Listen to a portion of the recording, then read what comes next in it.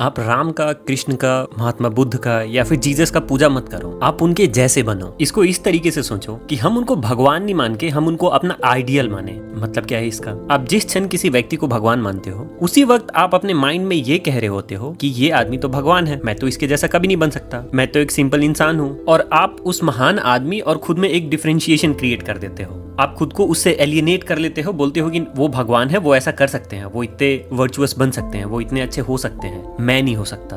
और जिस क्षण आप उनको अपना आइडियल मानते हो, भगवान नहीं, तो आप ये एक पैरेलल ड्रॉ करते हो। आप कहते हो कि ये भी इंसान थे, ये इतने महान हो सकते हैं, तो मैं क्यों नहीं हो सकता? तो आप उनके जैसा बनने का कोशिश करते हो और ये आपको रियलिस्टिक लगता है और आप उनके जैसे बनने भी लगते हो। एक डिस्क्लेमर है, अगर आप मेंटली मैच्योर्ड नहीं हो तो हो सकता है ये वीडियो आपके रिलीजियस सेंटिमेंट को हर्ट भी कर सकता है, तो बेटर आप ये वीडियो अभी ही बंद कर दो अगर आपका क्रिटिकल थिंकिंग ज्यादा इवॉल्व नहीं है तो। क्योंकि मैं इस वीडियो में क्या समझाना चाहता हूँ ये आप नहीं समझ पाओ, आप इसमें से कुछ नेगेटिव निकाल के हर्ट हो सकते हो।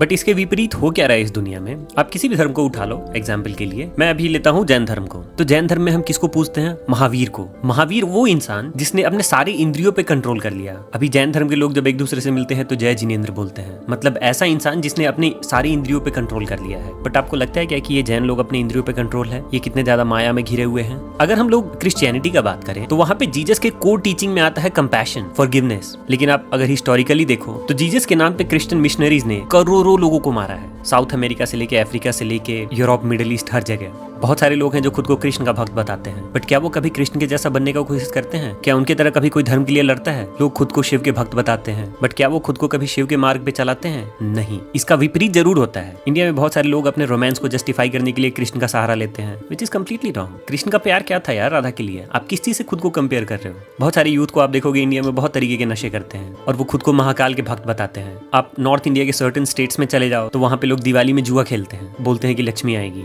होली को उन लोगों ने नशा करने से कनेक्ट कर दिया है। तो मेरा दिक्कत इस चीज से है कि लोगों ने भगवान को न्यूट्रल भी नहीं रखा है, नेगेटिव पर्पसेस के लिए यूज किया जा रहा है भगवान को। और यहाँ मैं एक्सपेक्ट कर रहा हूँ कि लोग उनको पॉजिटिव चीजों के लिए यूज करें।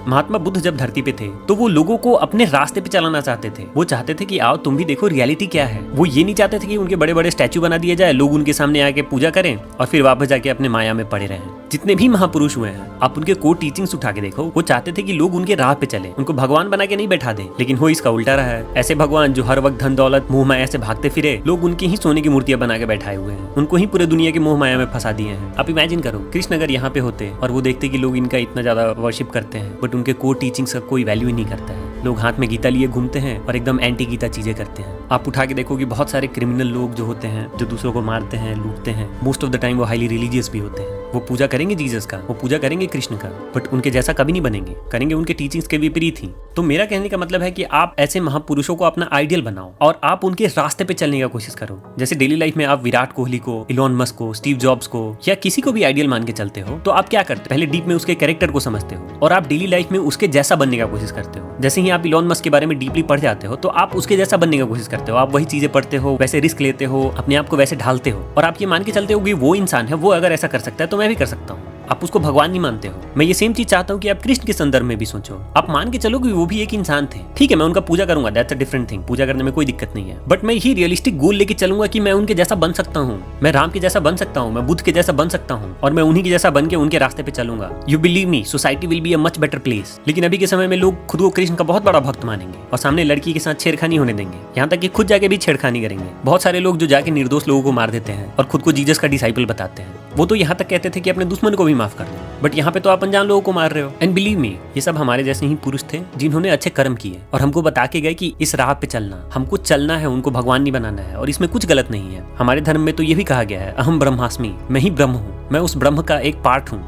इसको ऐसे इमेजिन करो, भगवान राम के कमल नयनों में करोड़ों कार्बन एटम्स थे जो उनके जाने के बाद वो इस सृष्टि के पार्ट बन गए। बहुत सारे कार्बन एटम CO2 के फॉर्म में चले गए, बहुत सारे कार्बन एटम पेड़ों में प्रिजर्व हो गए, जो ओवर द पीरियड इस नेचर के पार्ट बनते गए, बिखरते गए, किसी जानवर का हिस्सा बने, किसी पेड़ का हिस्सा बने, कभी CO2 बने, और वो आज हमारे अंदर भी है। वो सेम कार्बन एटम जो कभी कृष्ण में हुआ करते थे, कभी राम में हुआ करते थे, कभी बुद्ध में हुआ करते थे, हम लोग उन्हीं एटम से बने हुए हैं जो उन महापुरुषों के शरीर में भी हुआ करता था। पर अंतर क्या है? उनका फ्रीक्वेंसी कुछ और था और हमने इन एटम्स का फ्रीक्वेंसी फ्रीक्वेंसी कुछ और सेट कर रखा है। So we just have to tune our frequency like that. मेरे one of the most favourite philosopher जो हैं कबीर दास, उन्होंने कहा है कि उठूं बैठूं सो परिक्रमा, खाऊं पीऊं सो सेवा। कहने का मतलब यह है कि वो कह रहे हैं जो मैं उठ रहा हूँ बैठ रहा हूँ यही तो परिक्रमा है भगवान का। मुझे कहीं ऐसे तीर्थ पे जाने की जरूरत नहीं है जहाँ पे लाखों लोग गए हुए हैं। मैं जो खुद खाता पीता हूँ वही सेवा है, क्योंकि मेरे भीतर भी तो स्वयं भगवान ही विराजमान है। तो आप हमेशा याद रखना, आपका पूजा पाठ, आपका भगवान, आपका रिलीजन आपके कर्मों में झलकता है। आप जो कर्म करते हो वो आपके डिवोशन को शो करता है, बैठ के 4 दिए और मोमबत्ती जला देने से नहीं।